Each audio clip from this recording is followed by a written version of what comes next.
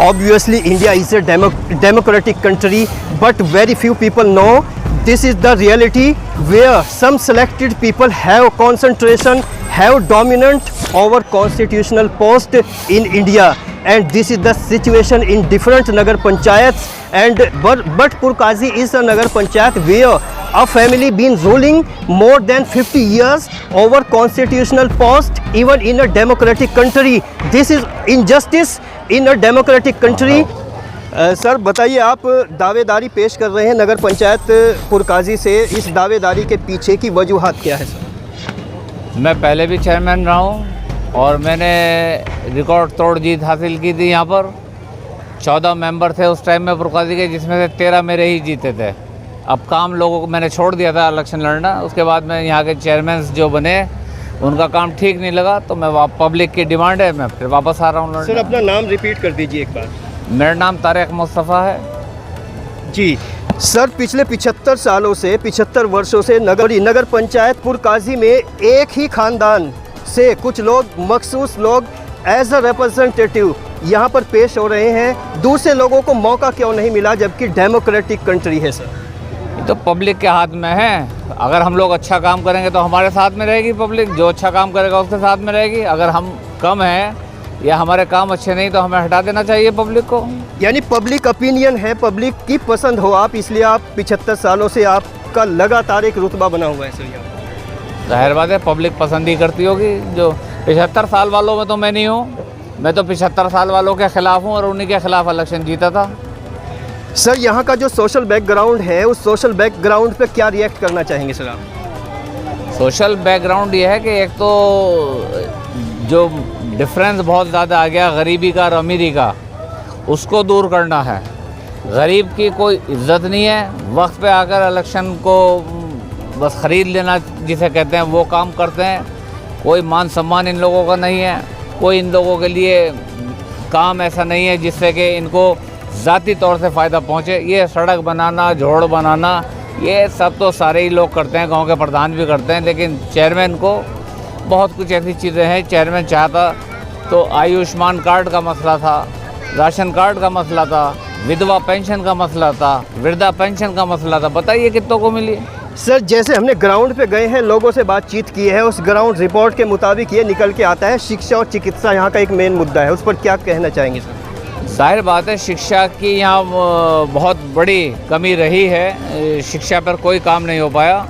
और तो आप कैसे काम करेंगे सर? आपकी क्या स्ट्रेटजी है शिक्षा को लेकर? मैं अपील कर चुका हूँ, घोषणा कर चुका हूँ इस बात की कि मैं अपने पास से ज़मीन दूंगा गवर्नमेंट को, और उस ज़मीन पर मैं चाहूँगा कि लड़कियों के लिए कोई कॉलेज, स्कूल, कढ़ाई बुनाई का हो या कुछ हो, चाहे इंडोर स्टेडियम हो या आउटडोर हो, जो कुछ भी करेगी, जो आने वाली नगर पंचायत का जो चुनाव होगा उसकी जो बॉडी बनेगी वो तय करेगी। मैं पब्लिक को ये गिफ्ट में देकर जाऊँगा। और कुछ शख्स यहाँ पर खड़े हैं, पॉलिटिकल पर्सनालिटी से लबरेज हैं, और उनसे भी बात करते हैं। सर आप क्या कहना चाहेंगे, अपना नज़रिया बताइए सर। मैं तो यही कहना चाहूँगा, जो पुरकाजी का नगर पंचायत पुरकाजी के जो भी चेयरमैन हमारे लड़ाई में लगाने का पुरकाजी की फलाह के लिए और खुशहाली के लिए काम करें।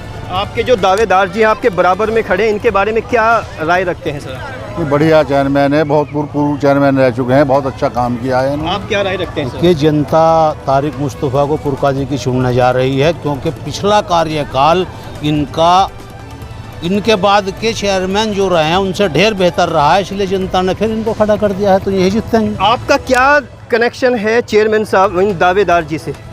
मेरा कोई कनेक्शन नहीं है, कस्बे का रहने वाला हूँ, जिम्मेदार आदमी हूँ, अच्छे आदमी का समर्थन करता हूँ, खुद अच्छा आदमी हूँ। जी, एक पॉलिटिकल नज़रिया होता है सर, एक सोशल नज़रिया होता है। दोनों नज़रिए में ये दावेदार जो हैं बराबर में, क्या आप उनके बारे में क्या राय रखते हैं? बढ़िया आदमी हैं, कोई दिक्कत नहीं है। पहले भी मतलब कहने का पूर्व चेयरमैन रह चुके हैं, अच्छे आदमी हैं, पुरकाजी की भलाई के लिए भी काम करेंगे, ऐसा कुछ नहीं है।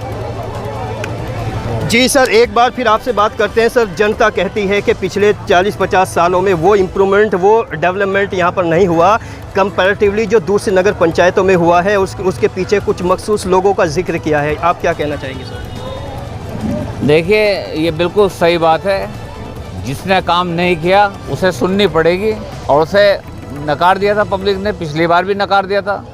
अब फिर यही पोजीशन है। अब एक उम्मीद पब्लिक मेरे से लेकर के चल रही है, मैं अपनी हस्ती मिटा दूंगा पब्लिक को, अब कैसे ऐसा काम करके जाऊंगा अपनी ज़िंदगी में इंशाल्लाह। सर आपने कहा कि मैं हस्ती मिटा दूंगा, क्या ये जज्बाती बयान है या होशो हवास में बयान दे रहे हैं? होश हवास में दे रहे हैं, कानूनी तौर से करके देंगे, चेयरमैनी लड़ने से पहले देंगे। कुछ गरीब लोग और ऐसे दबे कुचले लोग, माजूर और बेबस लोग हैं, उनको कैसे समझाएंगे अपने इस जज्बाती बयान को? सर सब जानते हैं। एक बात बताइए मुझको, ठंड आती है, पुरकाजी में 500 1-1 हज़ार लिहाज कौन बांटता है? गरीबों के लिए कैंप, मेडिकल कैंप कौन लगाता है? आप क्या कहेंगे इस बात पर? ये जो तारिक मुस्तफ़ा ने जो दावा किया है उसमें बहुत सच्चाई है। तारिक मुस्तफ़ा है तो मुमकिन है। आप जो सही कहा चेयरमैन चाचा आगे आ जाओ, आप क्या कहना चाहेंगे? तारिक मुस्तफ़ा जी के बारे में आपका क्या नज़रिया है? ठीक है, जो भी है अच्छा आदमी। जी कंटिन्यू रखिए, आप अपनी बात जारी रखिए। जी, मैंने जो है जो लिहाफों के काम हुए ठंड में, मेडिकल कैंप हुए, एजुकेशन में लड़कियों ने 600 लड़कियों ने स्कूल में पास किया था, उन्हें सम्मानित करना, प्लेयर्स को सम्मानित करना। अभी एक लड़की ने पूरे उसमें बहुत अच्छे नंबरों से पास हुई, उसको अमेरिका गवर्नमेंट ने अपने यहाँ बुलाया, उसको सम्मानित करना, मुशायरे कराना, पब्लिक का एंटरटेनमेंट करना, एजुकेशन पे ध्यान देना, ये सब मैं करूँगा तो पब्लिक सर चेयरमैन। एक पॉइंट आपने बड़ा अहम बोला है, उसको एक बार फिर रिपीट कीजिए। आपने कहा है कि मैं अपनी ज़ाती ज़मीन देकर कुछ काम करूँगा, एक बार रिपीट करिए सर। उत्तर प्रदेश, उत्तराखंड और हरियाणा आपको सुन रहा है सर। जी बिल्कुल, मेरे अपने पास से ज़मीन दे करके जाऊंगा, उसका इलेक्शन से भी कोई मतलब नहीं। मैं अपने फ़ायदे के लिए कि मैं अपने कस्बे के लिए कुछ करके गया, अपनी शांति के लिए, अपने सुख के लिए, आत्मा को शांति मिले इस काम से, वो काम करके जाऊंगा। ये बारात घर जिसमें आप खड़े हुए हैं, ये मेरे छोटे भाई साहब का है फार्म हाउस। अगर मैं चेयरमैन बना तो मेरे कार्यकाल के टाइम में ये बारात घर फार्म हाउस जो है पब्लिक के लिए फ्री कर दूंगा मैं, कोई पैसा नहीं। सर जनता आपको सुन रही है, एक बार फिर रिपीट करिए इस बात को सर। अगर मैं पुरकाजी का चेयरमैन बना तो ये फार्म हाउस जिसमें आप खड़े हैं, मिलन फार्म हाउस, ये गरीब जनता के लिए उनको बड़ा उम्हाया होता है कि हमारी भी बेटी की शादी एक अच्छी जगह से हो। पैसे वाले तो लोग आकर के आप कर कोई लेते भी हैं, चार्जेस उसके नहीं लेंगे, कोई चार्ज नहीं होगा। आप क्या कहेंगे सर? बिल्कुल सही बात है, घोषणा हो चुकी है। जितनी 5 साल तक शादियाँ होंगी चेयरमैन साहब उसका कोई पैसा क्या जनता से कहेंगे नहीं सर? लेंगे। ठीक बात है, जो कहा है मन लगाने का पूरा करें। ये थे तारिक साहब जो दावेदारी कर रहे थे नगर पंचायत पुरकाजी से और अपनी बात रख रहे थे उनके फार्म हाउस में। यहाँ पर हम लोग खड़े हैं और ये गैदरिंग है। This is the speciality of Indian constitution as well as Indian culture. यहाँ पर एक सामाजिकता देखने को मिल रही है, अलग अलग तरह के लोग हैं, वोटर्स भी अलग तरह के हैं, लेकिन नतीजे क्या कहेंगे ये तो वक्त के दामन पे छोड़ते हैं और उस दिन को छोड़ते हैं जिस दिन वो नतीजे आएंगे, वो डेट आएगी। तब तक के लिए बने रहिए एन एक्सप्रेस में। मैं मोहम्मद अकरम अपने टेक्निकल सपोर्टर आस मोहम्मद के साथ। नमस्कार, आदाब, धन्यवाद।